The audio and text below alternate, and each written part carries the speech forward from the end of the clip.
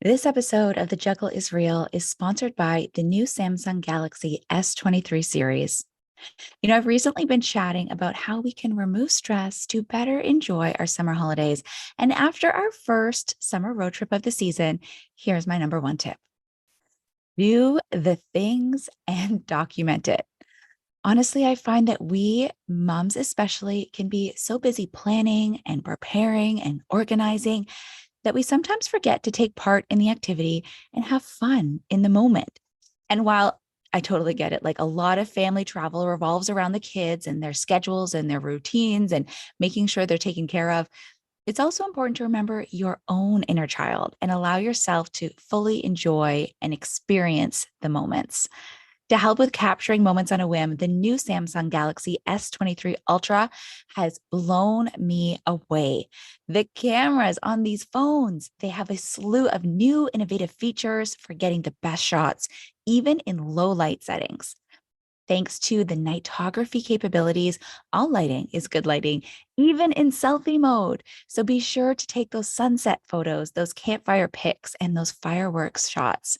And bonus, the Galaxy S23 Ultra has great video features and gaming possibilities to keep your kids busy on those long road trips or maybe for downtime so everyone can get some rest, even you. This summer, do the thing and get in the picture too. Hand off that camera to someone else. The Samsung Galaxy S23 series is available at samsung.ca, Samsung Experience stores, and major carrier and retail partner locations across Canada. Now let's get back to the episode. Hey, Andryanna here. Thanks so much for checking out this episode. I'm so glad that you could be here with me. I'm kind of in a reset mode, so to speak, because we just wrapped up our 3-day workshop last night. And so I'm just like basking in the gratitude, but also I'm feeling a little tired. So I'm just showing myself that grace and that compassion that I'm telling other people to give themselves. I'm kind of practicing what I preach, if you will. And so I've been taking some pauses throughout the day to just release and fill my heart and just feel the feelings of all the energy that I put into this workshop, and kind of hitting that reset button so that once the kids get home from school, I have all the energy I need. And as I was doing all of this, I thought, you know what, why don't I just share a little bit of the workshop, because we had such beautiful people join us, and their shifts in their mindset and moving into action has been absolutely incredible.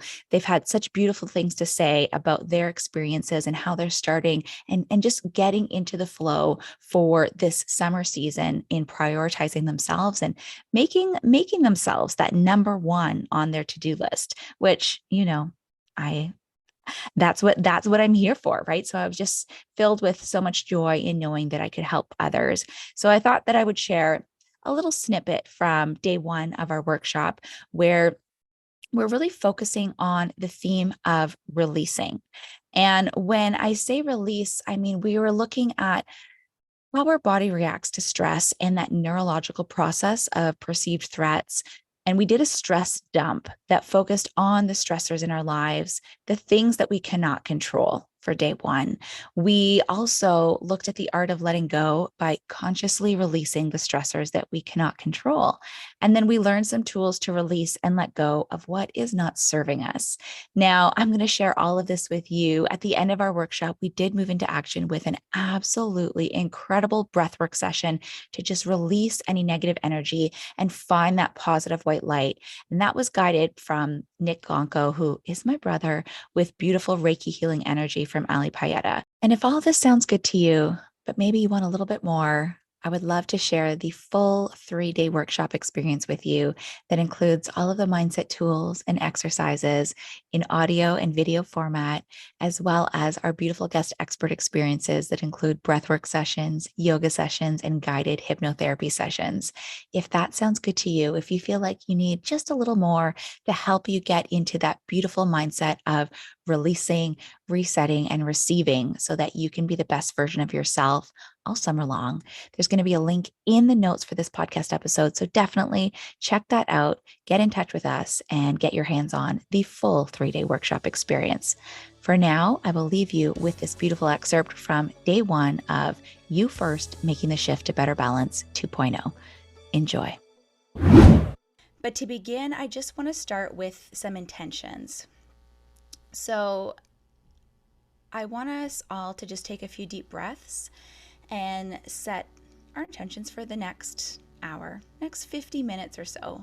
You have taken this time for you. You have invested your energy and your time to be here, and there's nothing else for you to do. So take a nice big inhale and exhale. Feel free to close your eyes, move your neck and your shoulders, do anything that makes you feel comfortable. We're going to be here for a short time, but this time is just for you. There's nothing for you to do. No one needs you. All you have to do is be here and focus on yourself and breathe. Just inhale and exhale. Now I want to ask you how you want to feel after tonight's workshop.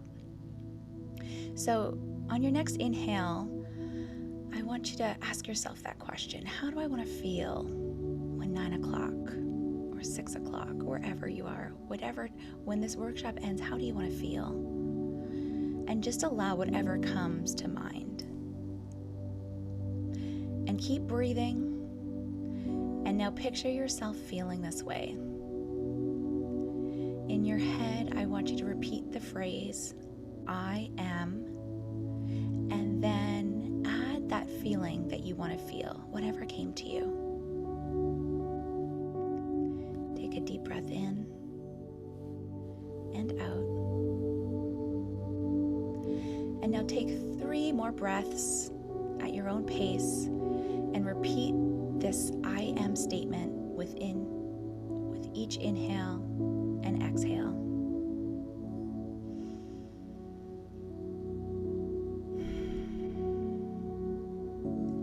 I am, and insert that way you want to feel.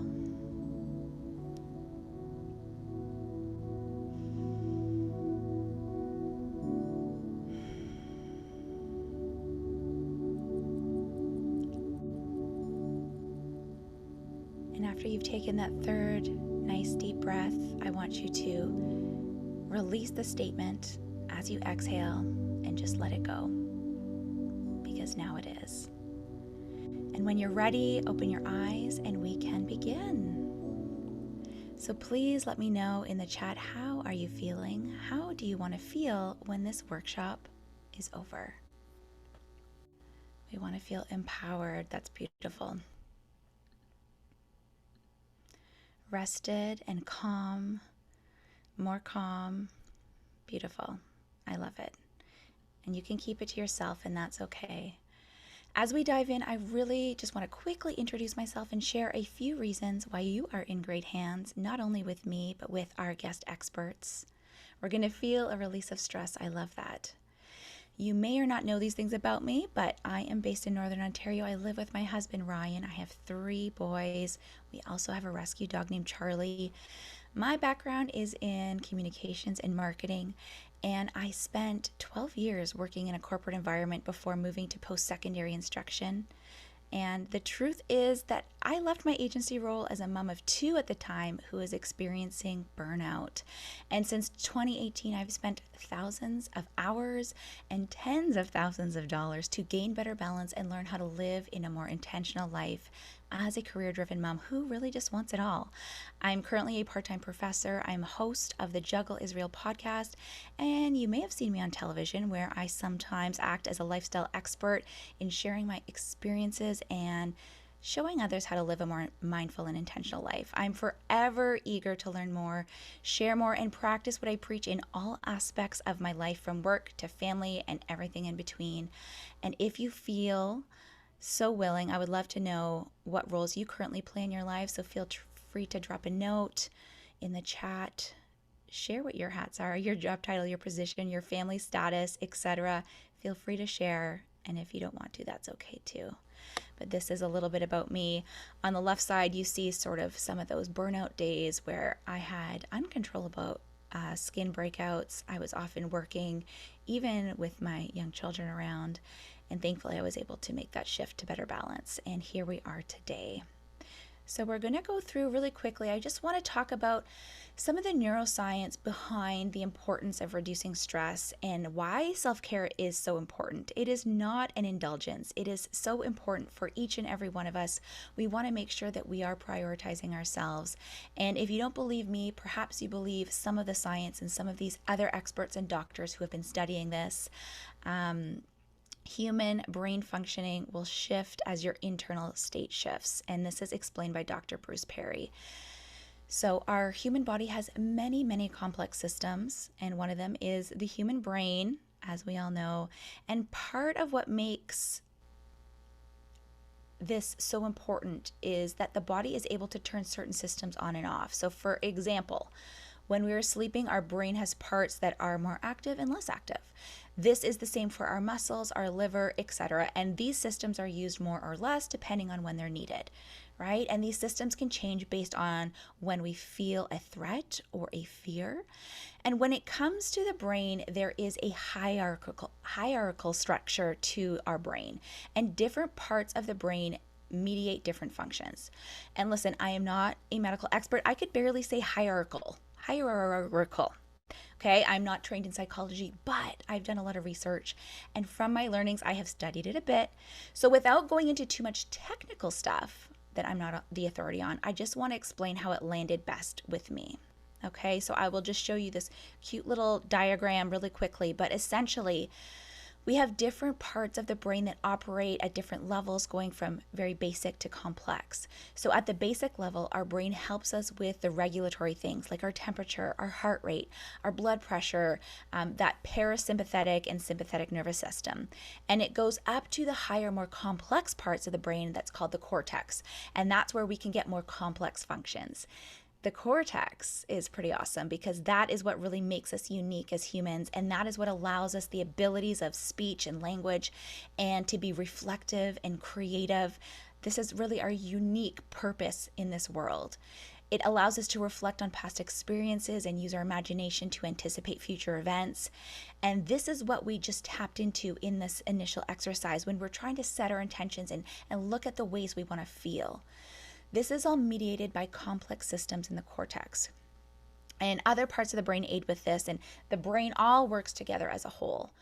The brain has some really important core regulatory networks that originate in the lower parts of the brain, and they use some neurotransmitters that some of you might be familiar with. You know, we've probably heard of dopamine, serotonin, neuroepinephrine, and collectively all of these core regulatory networks are able to reach all parts of the brain and influence all brain mediated functions. So our thinking, our feeling, what we believe, moving, perceiving, all of this. Okay, and these networks influence the rest of our body. They directly send connections to our nervous system, to our heart, our lungs, our gut, and indirectly they influence our body and our brain by releasing hormones. Okay? Collectively, it all helps communication throughout the whole body.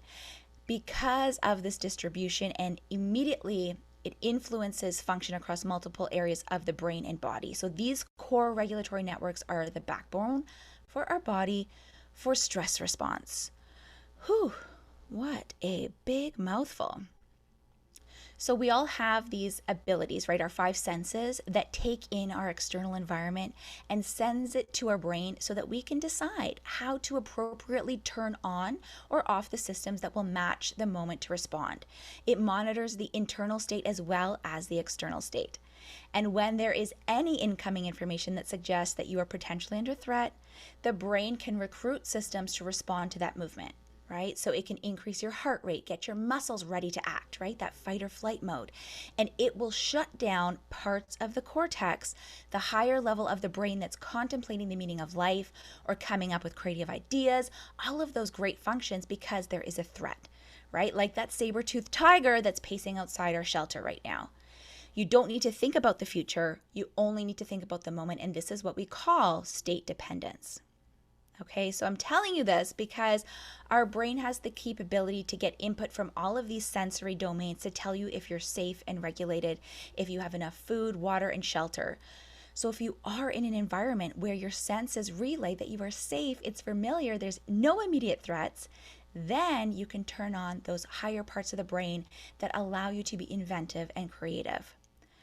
But unfortunately, our brain, you know what? We've got these archaic systems, and even though it's so incredible, our brain cannot yet decipher between threats. So it can't tell whether you're actually being attacked by a saber-toothed tiger or if you're just late for work because your kid had a meltdown at drop-off, and or maybe you're simply watching the news and you're learning of tragedy after tragedy and it's really bumming you out.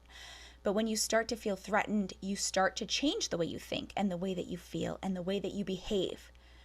The more threats you have, the more you will shut down that thinking part of your brain. And what you will find is that when you are under more stress, your ability to respond becomes more difficult.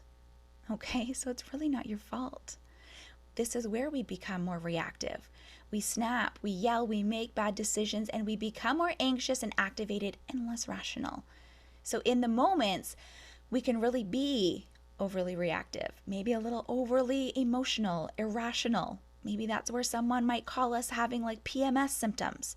But a key thought about this prolonged stress activation or chronic stress, is that it requires more physical and emotional energy. This is why we feel more tired, absolutely exhausted when we are under prolonged stress.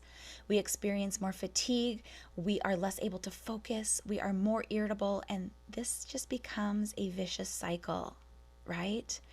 Because then we feel bad. The guilt creeps up. Maybe we've snapped at our spouse or our kids. We don't have the energy to do the things we want to do. And then it causes more stress. And the cycle continues. And drop a 1 in the chat if you know how that feels, if you understand the feeling of being in a stress cycle. Now, listen, I'm sharing this with you not to make you feel like crap. Oh, I see some ones. But I want to help you understand that it is okay. Because trust me, I'm going to throw a 1 myself, okay? Throwing a 1 in the chat. We're all in the same boat, and our bodies and our brains are doing a great job. So pat yourself on the back, give yourself a little brain massage. What we can do now is put ourselves in the position to be gentle with ourselves, be more understanding with ourselves, and honestly cut ourselves some friggin' slack. In this workshop, we're going to take a proactive approach to anticipating stress and learn to create space to come back to places where the body can feel safe so that the brain can open up higher cognition and feel better, more calm, and less stressed. How has this landed with you? How are we feeling? We ready to move on and leave the cycle and jump out of that hamster wheel? Okay, we're going to move on. Now, this is where that beautiful pen and paper come into play. We're going to start with an exercise that I call the stress dump. And now you may have heard of a brain dump, right? That's where you just like write out or you get out every single thing that's on your mind. And this is sort of similar. And so I'd like to start our first exercise by spending a few minutes writing out all of the things that are causing stress in your life. Okay, so grab that sheet of paper and that writing utensil, and I want you to just don't hold back. Just start writing a list of all of those stressors that are currently present in your life. You don't have to go into a lot of detail. This can be point form. Just list it and then move on to the next thing that comes to you. Now, you might not be able to right away just start listing all of those stressors, and that's okay. These things might come to you after, and so we're going to go through this exercise and you can continue on with it and move forward with it in your everyday life. But if it helps, you can think of different parts of your life in really buckets and perhaps write out the stressors within each. So there's, maybe family life, kids, stress with kids or your spouse, stress associated with work, with home and the daily tasks of home, your own personal life. It could be finances, your health, your well-being. I want you to take a few moments now. These stressors can be big or small. It's all relative, right? As long as they're causing you even a little bit of stress, I want you to write it down. So we're going to spend about 5 minutes here. And I want you to now just do that stress dump. Okay? And if you have any questions, let me know. I'm going to add a few examples, things that I just thought of in my life. And I want you to get started in writing your list. I've got my own journal here. I've done these exercises myself. So as you're writing, here's a few examples. Here's some things that cause stress in my life. Packing lunches. Helping kids with their homework. The extracurricular schedules for sports and activities. Planning summer travel. Keeping the house tidy. Sometimes just emptying the dishwasher, let's be honest. Meal planning, grocery shopping, the bills, inflation, saving money for retirement, different projects that I have going on with my business, my work schedule, conflicts with people in my life, activities, daily movement, making sure I'm getting in the self-care time that I deserve. I'm going to stop giving examples now and I'm going to play a little bit of music, but maybe spend about 3 more minutes just jotting down some of those stressors in your life. Okay, well, I think we probably all have a good start, at least, to our list. And feel free to keep adding as things come to you. And I think we'll just move on. And I'd love to just share some teachings based on the work of Gaye Hendrick, specifically in his book, The Genius Zone. It is a great book. I invite you to pick it up. But I want you to now grab a new sheet of paper. So you have your sheet or sheets, depending on how long you went, of the stressors that you wrote down. So now grab a fresh, brand new sheet of paper, and I want you to divide it down the middle from top to bottom. So you have a left side and a right side. Okay, so on the left side, I want you to write at the top, things I cannot control. Okay, so you can leave the right side for now. We're not going to focus on that. We're going to come back to that tomorrow. But on the left side of this chart, of your divided sheet of paper, right at the top, things I cannot control. And once you've done this, I want you to look to your original stress dump. Take a look at that list and ask yourself the question: what am I trying to control that is not actually within my power to control?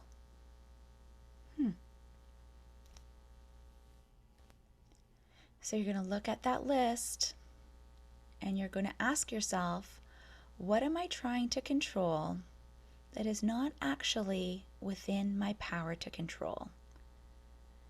So write down all of the stressors that fall into this category. If any new thoughts come up, feel free to add them to this list on the chart. We'll spend a few minutes doing this. So just look to that original list of stressors. Keep asking yourself, what am I trying to control that's not actually within my power to control? And then add them to your chart. And if I can offer up a few ideas, these ones are universal to everyone. And so you might be able to find some examples of this within your list. But 3 things we cannot control include our past, our future, and other people's opinions of us. So I'm going to pause for another few minutes and I'm going to let you finish this side of the chart. So take a look at your stress dump. Ask yourself, what is not actually within my power to control? And write those on the left side of your list. We're going to keep going because now this is where things really start to get good. But again, you can always come back to this and continue filling out that side of your chart of the things that you're maybe trying to control that you have no power to control. And this is where things really get to start to get juicy, because I'm going to ask you to get yet another fresh sheet of paper. So one more fresh sheet of paper now, or a brand new page of your journal. And at the top of this fresh, beautiful sheet, you're going to write down the following phrase. Okay? You're going to write this down. I consciously let go of trying to control, and then you're going to fill in each of the items that you wrote on the left side of your chart. Okay? So write the full phrase. I consciously let go of trying to control, and then fill in that blank for each of the items that you wrote on your list.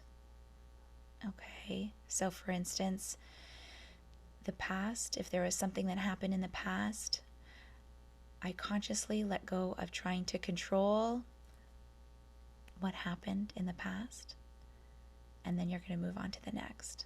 Okay, so take your time here, and I want you to notice how you feel with each statement. So how is your breathing as you write it out? How does your body feel? We're going to spend a few minutes writing this out now, and be really intentional with it. I want you to really feel that release as you write out each specific item. I consciously let go of trying to control, and then let it out. And I want you to continue this, and I want you to think of all of the ways that you have released today. We're going to put our list aside for the rest of tonight's session, but please just hold on to it and bring it with you for day 2 of our workshop, as we will be adding on to this exercise tomorrow. But for now, let's just think of all that we released and everything that we're letting go of. This is just the process and the act of letting go. So we can put this practice into place in so many ways. Moving forward, we can do this. We can, really just further release the stressors, and really just consciously admit to ourselves that it's okay to have these feelings and these thoughts, right? We're going to further release the stressors in just a few minutes with a breathwork class from Nicholas. But before we do that, I just want to offer you one more tool to help you in letting go. So I would like you to use your imagination for this scenario. It's just going to take a couple of minutes, but please close your eyes for a moment, and I want you to, just in your imagination, picture yourself gripping a tennis ball in one hand, and your arm is outstretched with the top of your hand facing upwards, the palm down, gripping onto that ball. So in your mind, I want you to feel how you would feel to hold that ball and really have a grip on that ball. And now I want you to imagine yourself loosening the grip of the ball until it falls out of your hand and bounces on the floor. Okay, now open your eyes. And now I'd actually like you to physically pick up something around you. Okay, so if you happen to have 3 boys and there is a ball randomly lying beside you, pick that up, grab your pen or your pencil that you were using, even a wadded up piece of paper, not the ones we were using today though, but put the item in your hand, and I want you to stretch your arm out, gripping the object. Okay?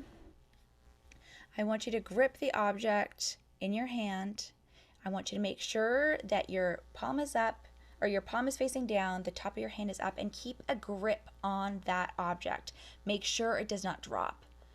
Keep holding onto it tightly with that arm out. Keep your arm out, gripping firmly on the object, and keep holding. Keep holding and keep holding.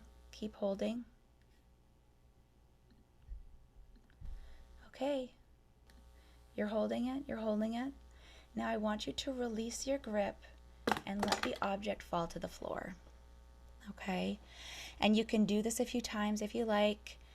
Grip the object and let it go, so you can feel yourself physically releasing and letting go. Okay? And now the last thing I want you to do is take that same object, If it didn't fall too far, find another object. Take your object and put it in your grasp with your arm outstretched, but this time I want you to have your hand underneath the object as you grip it. So hold on to the object tightly for a few seconds. This time your palm is facing up and the top of your hand is facing down. Okay, so hold on, get a really good grip. Hold on tightly for a few seconds. Hold on tight with that arm out. And now I want you to release your grip. And I want you to let the object rest in your hand. Okay? Now you're not gripping onto the object, but you have a different relationship with it, right? You're letting it be. Okay, and so you can put your object down. But my point is that we all have a choice, right? We may not be able to control all of the things, but we can control our relationship to it. We can let it go, or we can let it just be. We don't have to keep a firm grasp on it, allowing it to use up our precious physical and mental energies. And before I call Nicholas up here, I want to just assign some homework to you.